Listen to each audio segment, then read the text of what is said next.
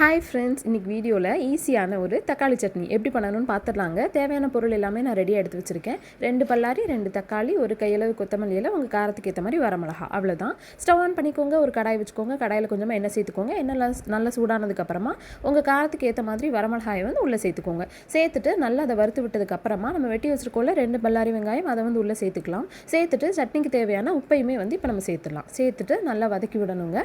வெங்காயம் இந்த அளவுக்கு நல்லா வதங்கி வந்ததுக்கப்புறமா 2 தக்காளி வெட்டி வச்சுருக்கோம்ல அதையும் உள்ளே சேர்த்துடலாம். சேர்த்துட்டு தக்காளி நல்லா மசிஞ்சு வெந்து வர அளவுக்கு நம்ம அதை வதக்கி விடணும். அதுக்கப்புறம் தக்காளி வெந்ததுக்கப்புறமா நம்ம ஒரு கையளவு கொத்தமல்லி இலை வச்சுருக்கோம்ல அதை உள்ளே சேர்த்துட்டு நல்லா கிளறிட்டு ஸ்டவ் ஆஃப் பண்ணிட வேண்டியதாங்க. இதை நல்லா ஆற வச்சுட்டு பிளெண்டர் ஜாரில் உங்களுக்கு தேவையான அளவு தண்ணி ஊற்றி நீங்கள் அரைச்சி எடுத்துக்க வேண்டியதான். ரொம்ப தண்ணி ஊற்றிடாதீங்க, ஏன்னா இந்த சட்னி கொஞ்சம் கட்டியாக இருந்தால் தானே நல்லாயிருக்கும்.